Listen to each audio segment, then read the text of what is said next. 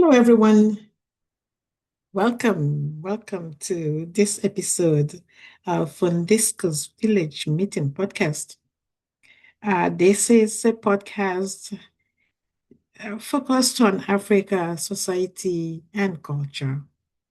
How a day? Welcome.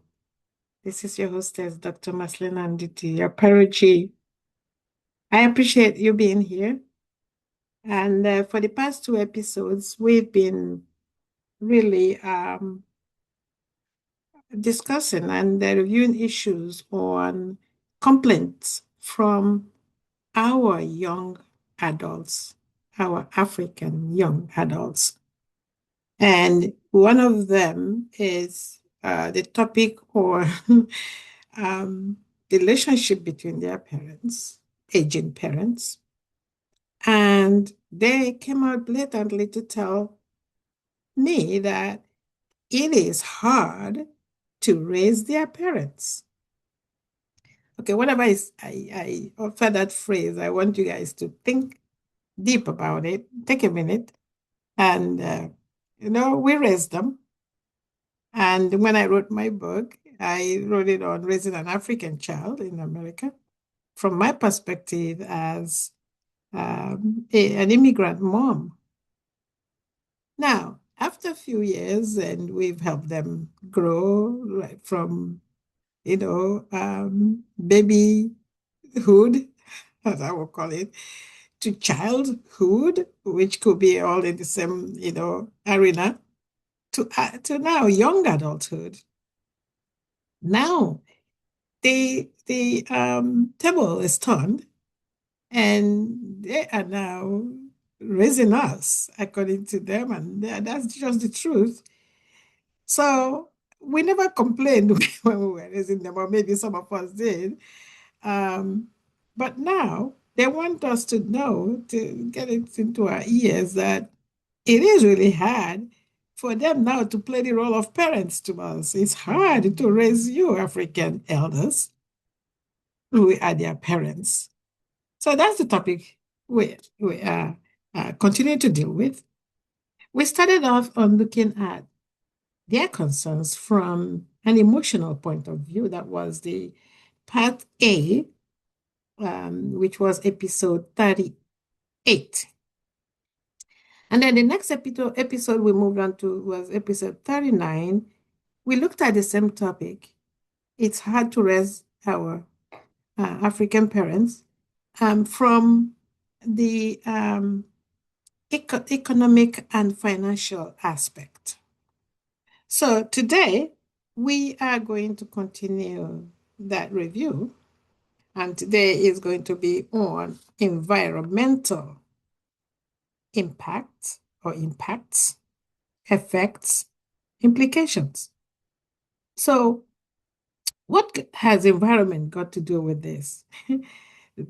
Them turning around to raise us at our older age. I say it has a lot to do with everything. Because remember, the environment we grew up on as their parents is way totally different from the environment they are growing up in now. Whether they are at home, instead in Africa, on the soil of Africa, or in diaspora, wherever their parents have migrated to and giving them another life in a different environment, thousands of miles away from their ancestors. Now, the good thing I keep telling them is that you now have the best of both worlds. You have, in most cases, maybe not in all nations of the world, you have dual citizenship. That means you have lucked out to enjoy the good, the bad, and the ugly in all these nations that you find yourself in, including being a global um, uh, child. I consider myself one because there is nothing that is out there that, it's not accessible to me. It may be difficult to assess, but I'm one of those, I don't find anything impossible. but it may not be a ready-made thing for you to get into because of many, many different circumstances that surround humanity. But um, if it is there, you have every right in the world as a global human to access. But in some cases, it may not be available to you. But this is where you um, then sit back and you know review your chances or your opportunities. So let's get now more into this. The environmental impact of raising a child.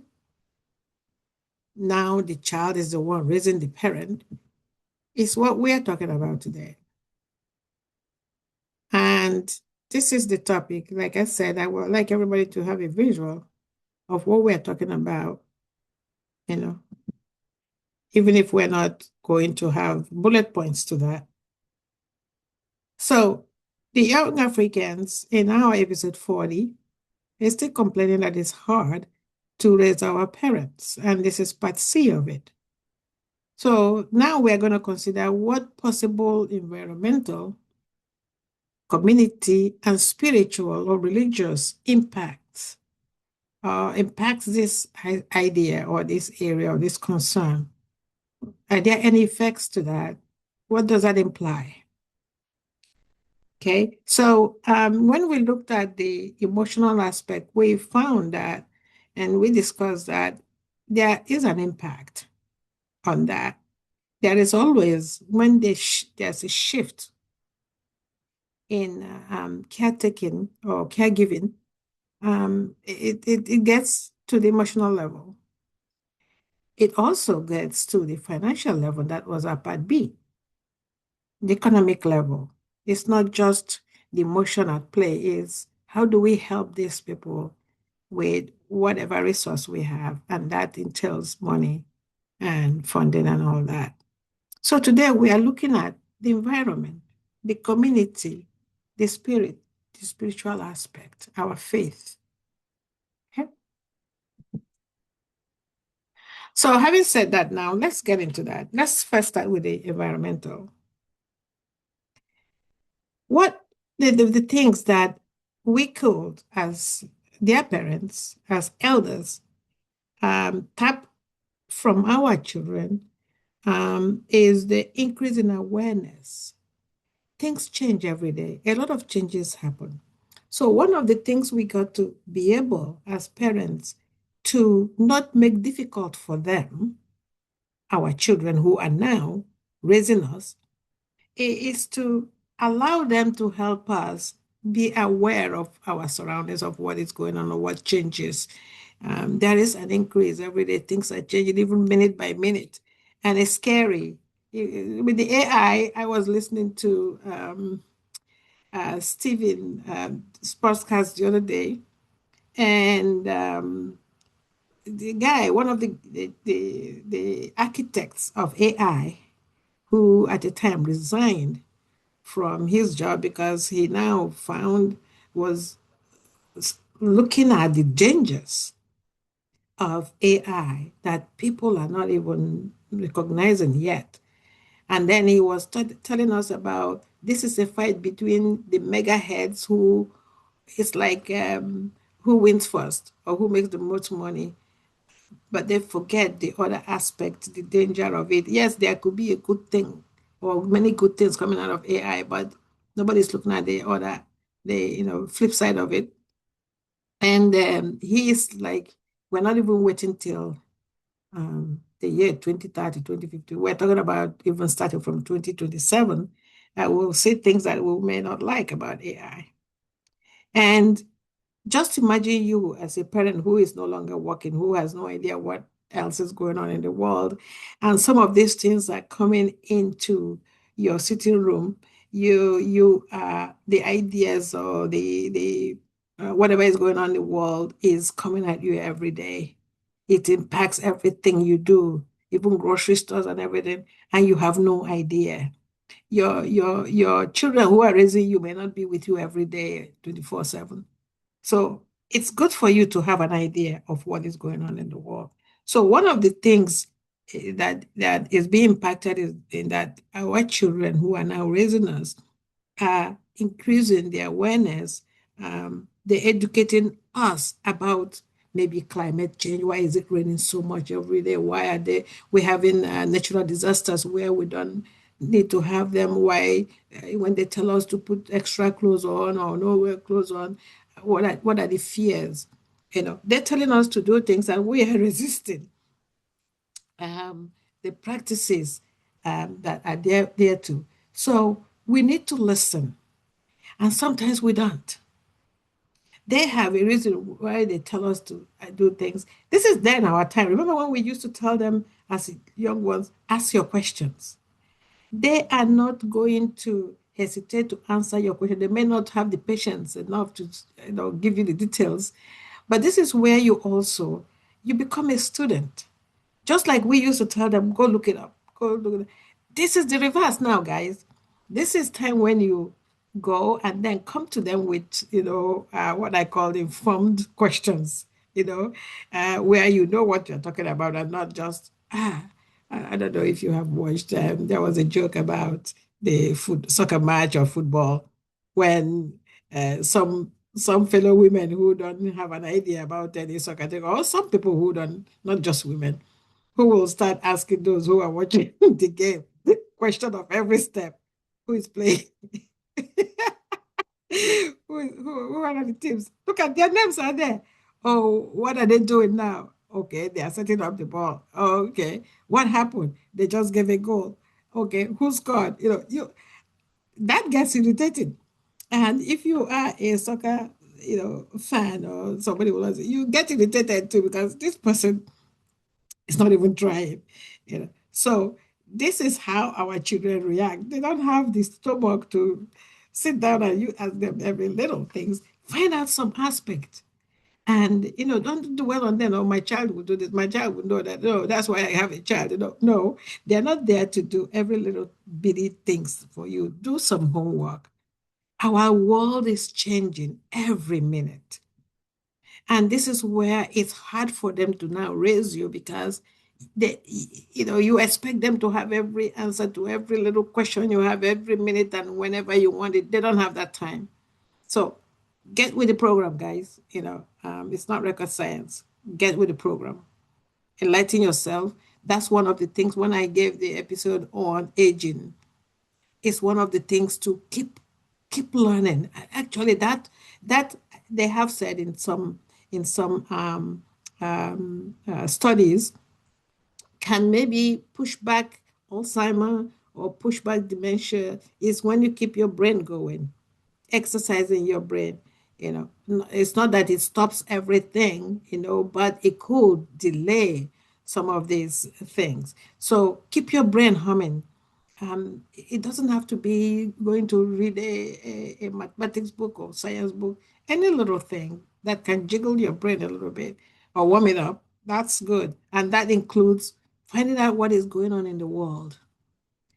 Why, in the aspect of climate, in the aspect of everything, what is changing?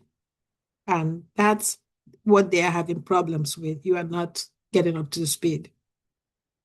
The other aspect of environment impact or the effect or the concern there is the resource conservation. Okay.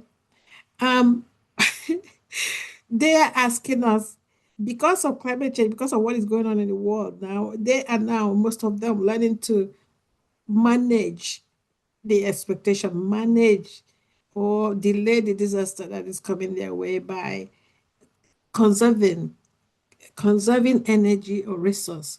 So I don't know how many of you, but it has happened to me.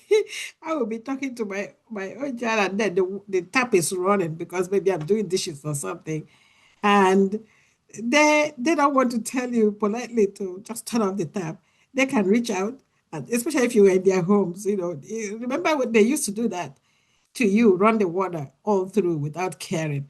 Now that they are paying the way, they now know the essence of a drop of water more than required because they are paying the bills in their own homes. So you are doing dishes maybe in their homes. While you are talking with them, they're standing there looking at you. The water is running and you are talking and not doing anything. You see them go push the lever down on the tap to stop running the water. So this is they are reminding you that yesterday is no longer today. We are conserving all this. I don't know how many of you have struggled with the thermometer. They turn the heat up or down, and you're getting, not younger. So the heat might affect you or the cold might affect you. Are you struggling with all this? They're gonna ask you. I have one lady telling me that she was visiting the son and the wife, and they're like, "Here, mom, here's extra blankets. Don't touch, don't touch the thermometer," because she likes it hot. And they're like, "No, that's a lot of money going out the window." So these are the things that they struggle with. We don't understand it. We want our own comfort, but we're not looking at it from their own point of view of saying, the more you do all these things, the more you are costing us money, and we need to reduce energy consumption if we can understand in this way. These may be simple, small things to you and I, but for them, it's huge. They rather use that money to go to their destination vacations or go have a drink or eat out than wasting it on energy and all that. So we find a way to adopt that. Um, the waste reduction, for example, um, the other areas, these are really young ones who they are thinking. Most of them have recycled bins. Put I don't know how many times you've thrown plastic bottle in a trash area, and you see them, pick it up and put it in the right places. We got to get on with that program as well. You know, um, composting.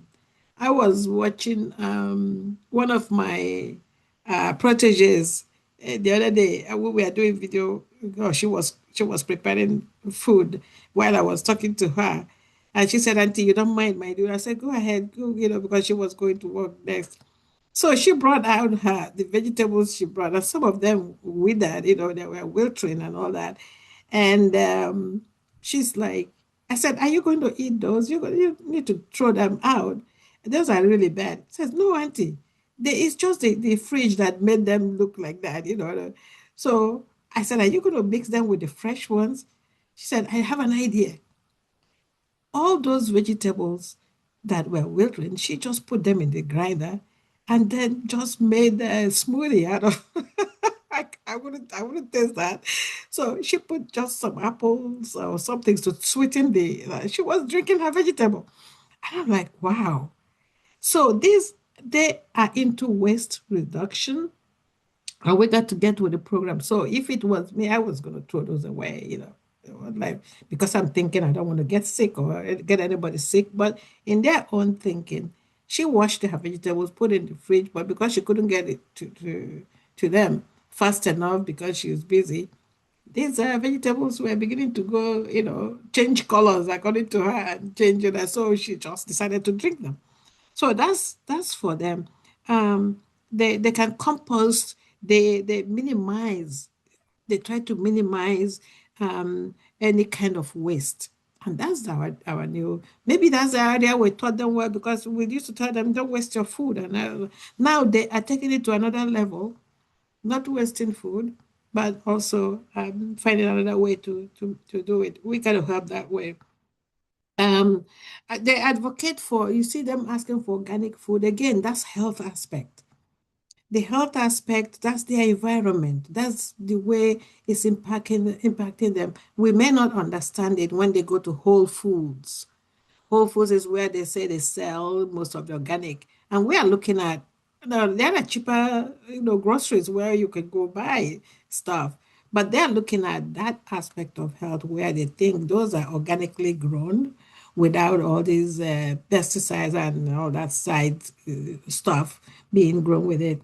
This is where we also don't start shouting on them, or that money that you're wasting to buy all that food. You could have bought, 2 bags of potatoes for that amount you're buying one in XYZ grocery. But they're telling you this potato I'm buying here is healthier than the one that you're asking me. So they are into sustainable choices. The ones that they're thinking about health as well. Follow the flow. Your time is gone to make those decisions.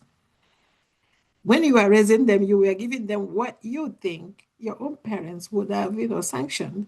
Now they are not looking at that. They are looking at their own environment, the things that, and you could understand with them because today they will tell you coffee causes XYZ. Tomorrow, coffee is good for you. Tea is not good for everybody. Oh, tea is good for you. So things keep changing and they keep going that direction to make sure that they get it right. Water conservation, we've talked about that. They tell you about water, the techniques that they could lead to significant reduction. We talked about washing the dishes, the taking of bath. They would take bath or instead of shower or whatever. Most of them have their own preferences, but you have a right to say no. This is not my hygiene. This is not the way of my hygiene and all that, and get into halfway, meet them halfway. That's all we're saying, because they are now the ones footing all the expenses and most of the time all that. And if you are the one footing the expenses, listen to them as well because they may know something new that you don't know. The other aspect is community engagement. Okay. I can't say this enough. We are not engaging them enough. We're trying, but we're not engaging our children in the local environmental the initiatives that are being done, fostering sense of belonging or responsibility. We're not doing it well enough. We know our community gatherings, our behaviors, especially fellow Africans, our behaviors, when our children are there, it's not encouraging. Yes, most of them don't understand the language, but the conduct, we shout, we scream, we do all that, and we expect them to just pick up the baton. No. So when you invite them to such arenas, they refuse to go with you.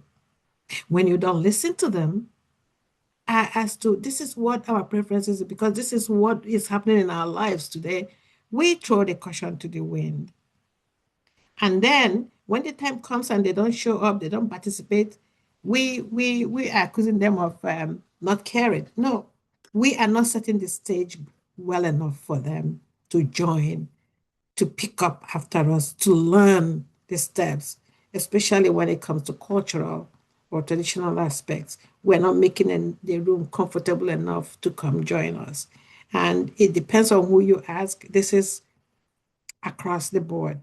And not only here, even at the homestead when, they're not even invited to the same table. I gave a speech to the young Africans on what they could do to help in African Renaissance. And some things they hear from them is that we're not invited to the table. So we don't even know what the problem is to know how to help you for the solutions. And this is it. We are making it hard for them to help us or to raise us or to do whatever to us because we are not laying that foundation for them. So that is what we have in the case of environment. We need to remember that these children we raise them in an environment that is different from the ones we grew up in. And if we don't hold them to that standard of how we were raised, I think we will find they they're coming close to the mist or the middle with us. But if we hold on to what we knew, how we were taught, how we were brought up, it doesn't match the environment now we have them.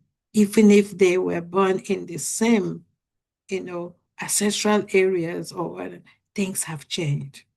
Now, let's talk about the community impacts. Again, there is, if you look at or ask many people or even observe, you see that there's a lot of generational disconnect.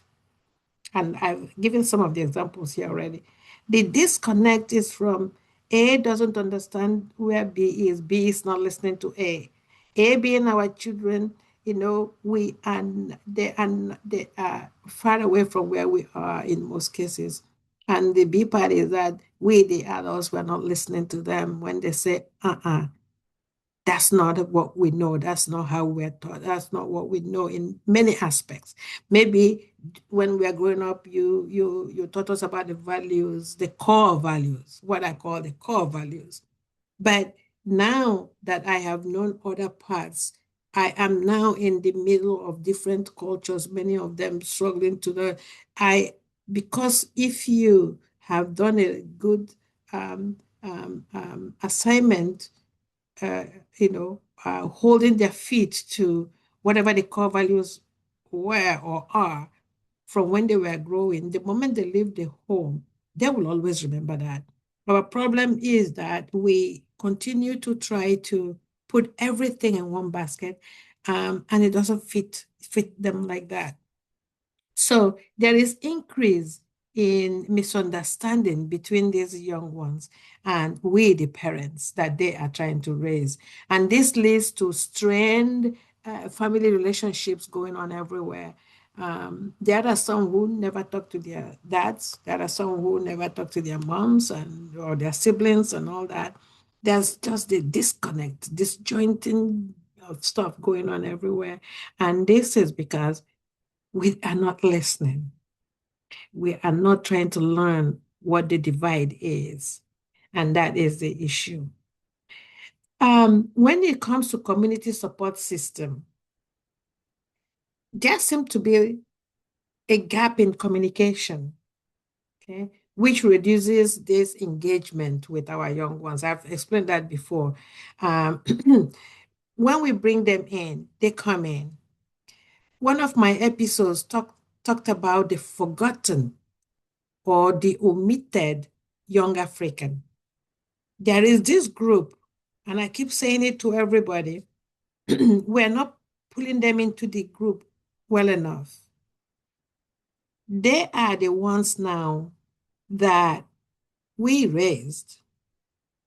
They grew to the legal age where now they finished their education.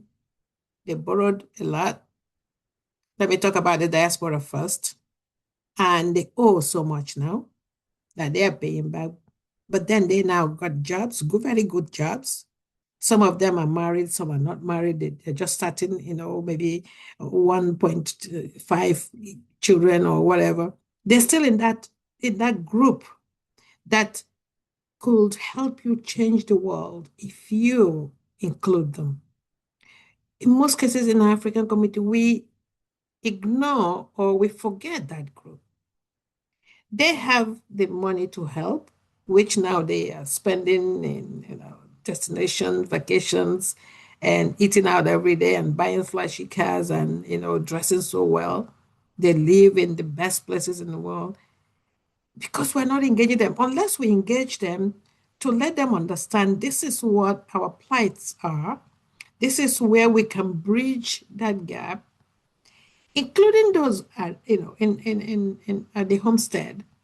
They may not have all the jobs and everything else that they have. They may not owe as much as these other people.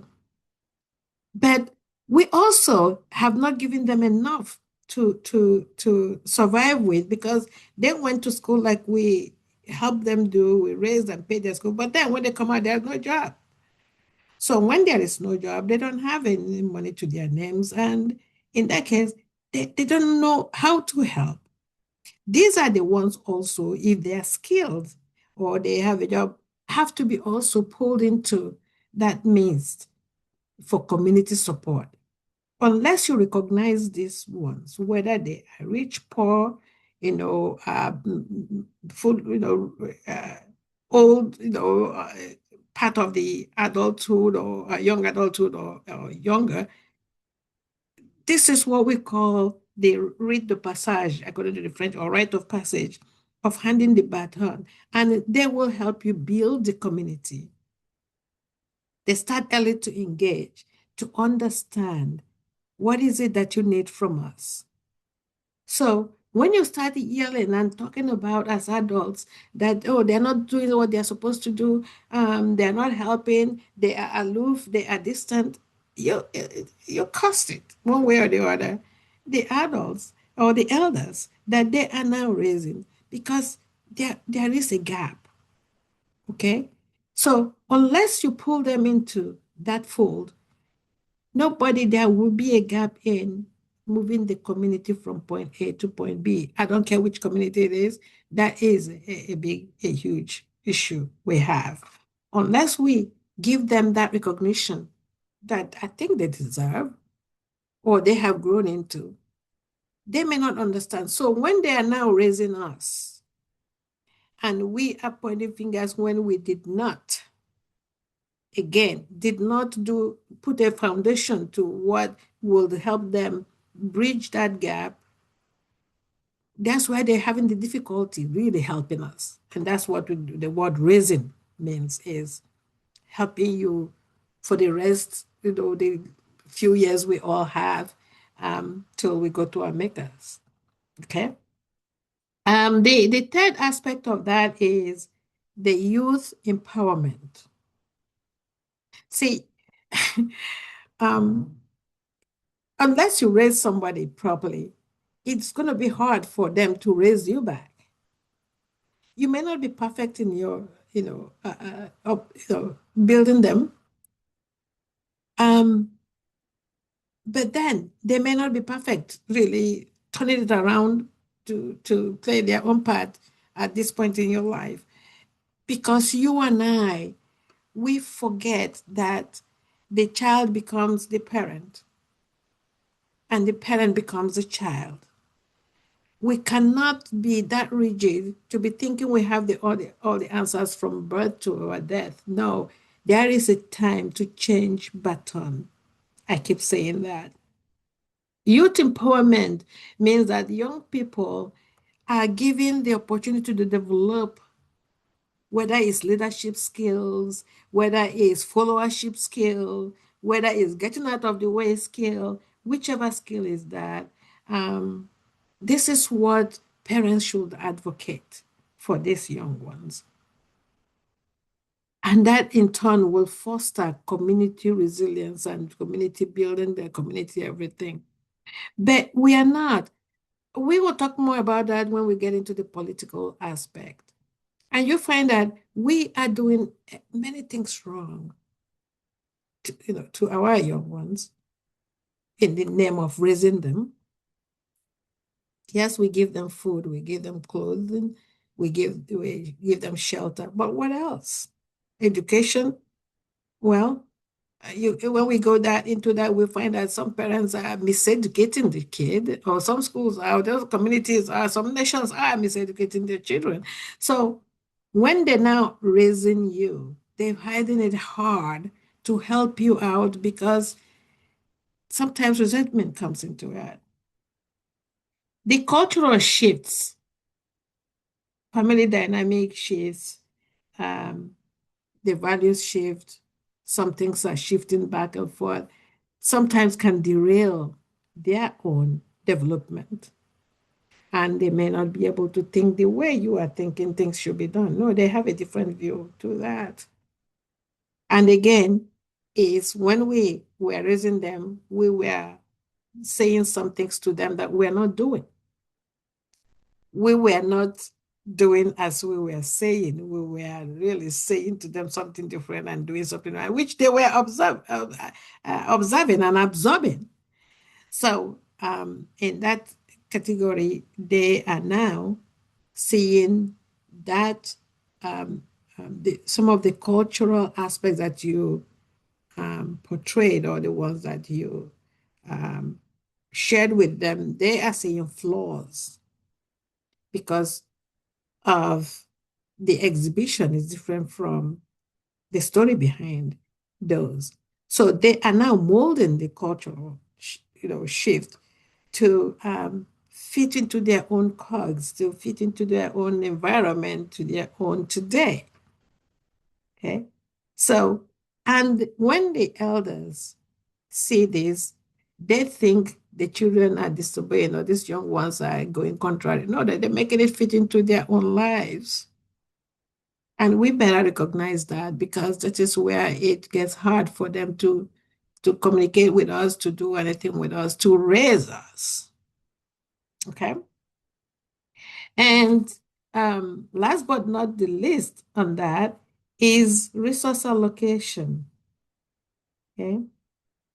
Um, Again, this is where all these topics, all these items that we mentioned, is for us to have young adults who are capable of continuation of life, pushing the community forward, building a new community that fits today's environment. And this is where we either lead or help them lead, because we have led, maybe we didn't get much out of it, or we get out of the way. Let them do things the way they feel it should be done. This is not the time where we are telling them, no, this is the way you should do it. We give them prompts. And these young ones of nowadays will come to ask you questions if they don't understand. But when you give them the foundation and you have answered their questions, let them be. And they will give you a good, feedback, a good turnaround. And that's part of raising that child that now is raising you. And finally, we come to the spiritual part, the spiritual, religious aspect. When they say it's hard for them to raise the parents, are there any impacts on religion or spiritual aspects of their lives? Yes. Yeah. Um, there's good part and not so good part to that. The good part to that is with the spiritual aspect, you know, um, this is where if they bought into your spiritual realm, like if you are Catholic, like I always like everybody to know that I am, I was able to stick to it because I saw my parents going to church and they took me to church and we talk about masses, we will talk everything about Catholicism and all that. We took it and that practice continued till, I got into adulthood. And now I am continuing that, and I'm encouraging any little one around me to do that. This is an appreciation.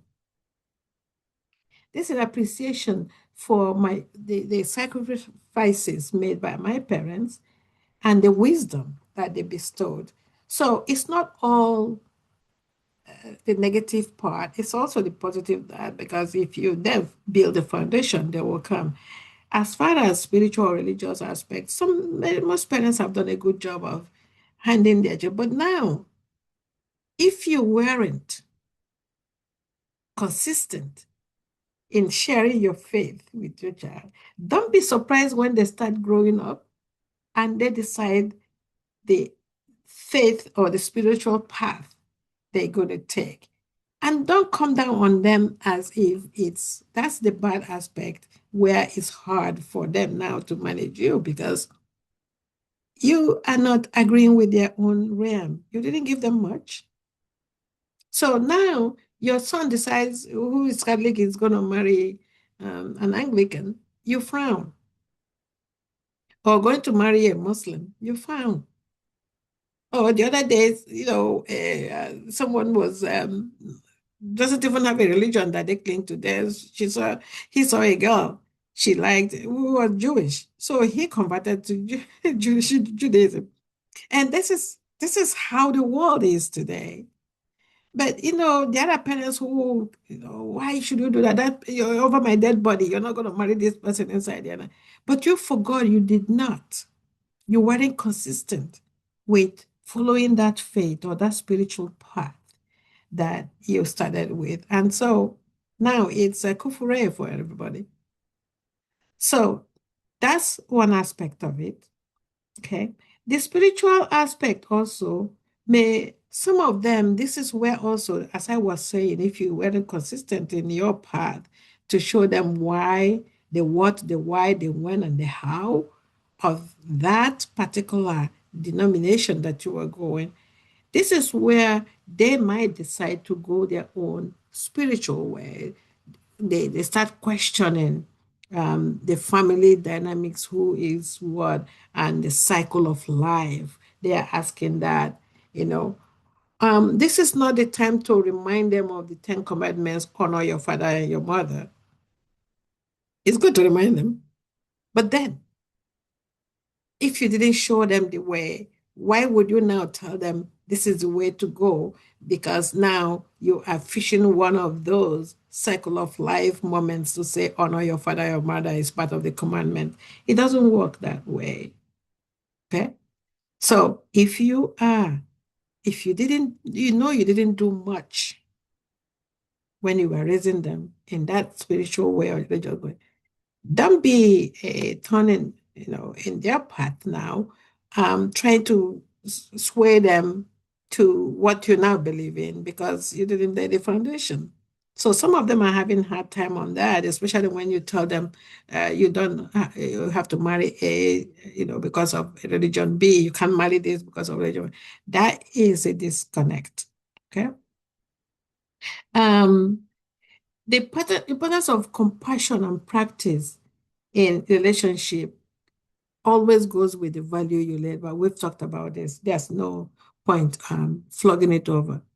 So what I'm saying is that our children, when it comes to environmental, um, community, and spiritual or religious aspect, they there are some good and some bad.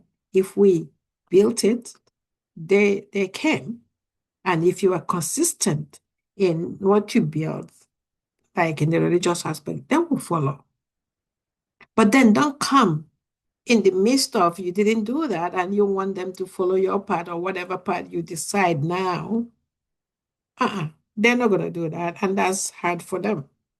Environmental, the environment they're growing, up in, they have conflicts. There are just so many tributaries to that.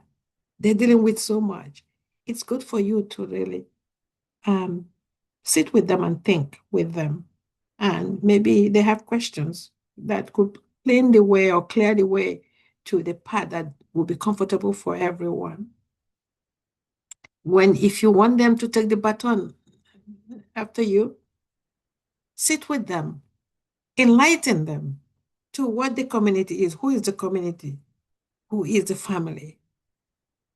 Unless you do all that, whatever you are hoping for as a continuity that they are trying to do now, because now you raised them, they are now raising you, they're finding it hard to do. So on that note, we will call this one a day too. And I hope this made a little bit of sense. It's not just one-sided. And when I talk to them, I also make them realize that, they shouldn't really be so hard on you as the parents that they are now raising, because you were raised in a different era that some of these things are, no matter how old you are now, some of these things are so new to you that it's hard to really put your finger on the pulse most of the time. But if they can cut you some slack, listen, be patient with you and with us, actually, um, we will get where they're going, you know, because there's still life. The old 70 is now the new 50, right? Is that what they say? And on that note, I appreciate you listening, and please subscribe, please share, and I hope to see you in my next episode. There is one more left to conclude this topic, at least for the aspects that we want to talk about. It doesn't stop the conversation. Keep talking about the rest of this stuff that needs to be talked about how hard our children are finding it to raise us, their parents. Okay? This is your hostess, Dr. Marcellina and the M.OPARAOJI, saying thank you so much and see you next time.